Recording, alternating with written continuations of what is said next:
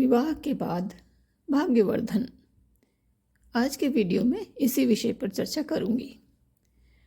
वृहद योग रत्नाकर, इसमें वर्णन आया है कि अगर गुरु षड्वर्ग में परिशुद्ध होकर केंद्र में मौजूद हो और चंद्र इसे देखता हो तो ऐसी कन्या बेहद भाग्यवान होती है। उसे बहुत अच्छा पति मिलता है और विवाह के बाद ही उस कन्या का भाग्य जागता है। लाभ भाव में चंद्रमा हो, 7वें में मीन राशि पड़ती हो जिसमें शुक्र और बुध मौजूद हो, जो कि चंद्रमा को देख रहे हों तो भी ये योग बताया गया है। मेष लग्न में शुक्र हो, 3रे भाव में बुध हो और 4थे में बैठा हो गुरु, तो भी हर प्रकार से एक वो योग बनता है जिससे विवाह के बाद कन्या का और उसके पति का भाग्योदय होता है। कन्या की जन्म लग्न कुंडली के 4थे भाव से पति के राज्य भाव का विचार किया जाता है।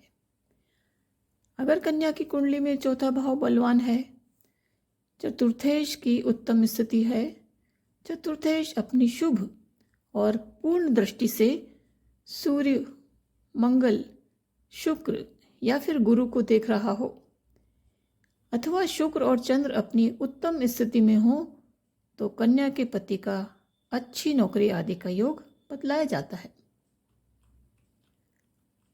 लग्न किसी स्थिर राशि का हो जिसमें गुरु मौजूद हो, लाभ भवन में शनि हो, 3रे अथवा 6ठे भवन में मंगल बैठा हो, तो भी यही योग बताया गया है।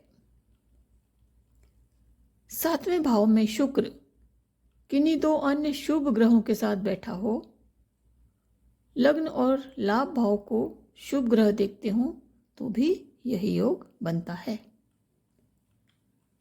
कुंभ लग्न में उच्च का चंद्रमा 4थे भाव में बैठा हो जिसे गुरु देखता हो और सप्तमेश होकर सूर्य लाभ स्थान पर हो, तो भी यही योग जानिए।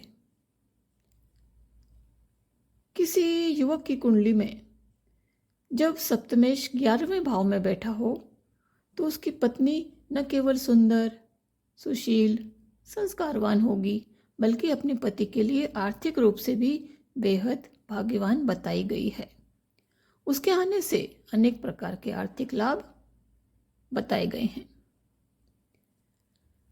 जब किसी कुंडली में सप्तमेश कोई सौम्य ग्रह हो और वह स्वग्रही होते हुए 7वें भाव में ही बैठा हो, तो जातक की पत्नी दिखने में अच्छे आचरण की और जातक का भाग्य जगाने वाली कही गई है। किसी युवक की कुंडली में यदि 7वें भाव में कर्क राशि मौजूद है और सप्तमेश को कोई क्रूर ग्रह न देख रहा हो, तो उसकी पत्नी निश्चित ही सुंदर, लंबी, छरहरी, श्रृंगार प्रिय और हर प्रकार से अच्छी बताई गई है। उसके आगमन से जातक का भाग्य चमत्कृत रूप से जागता हुआ कहा गया है। मकर लग्न में यह योग बनता है। जब किसी कुंडली में 7वें भाव में कुंभ राशि पड़ रही हो और सप्तमेश दोष रहित हो, तो जातक की पत्नी के आने से उसका घर भरता है। 7वें भाव में जब धनु या मीन राशि हो और उस पर किसी क्रूर ग्रह की सदोष दृष्टि न हो, तो जातक की पत्नी सुंदर, अध्ययन प्रिय, शास्त्रों में रुचि रखने वाली, धार्मिकता से परिपूर्ण और पति के भाग्य को जागृत करने वाली कही गई है।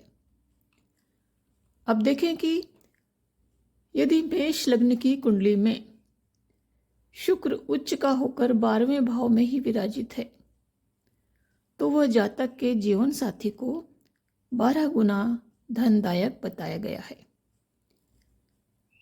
इसका एक नुकसान इतना है कि जब तक वो जीवन साथी साथ रहेंगे तभी तक ये योग फलदायी होगा। वैसे शुक्र एक वह ग्रह है जो अगर किसी भी लग्न के जातक के 12वें भाव में हो अथवा उच्च होकर किसी भी भाव में विराजित हो तो और जो भी हो, बाकी सब हो जो ठीक है, किंतु धन की कमी नहीं रहने देगा। मेष लग्न में अगर शुक्र 12वें में है तो जाहिर है कि ये उच्च का है और ये उच्च का शुक्र जातक को रंक से राजा बना देने की क्षमता रखता है।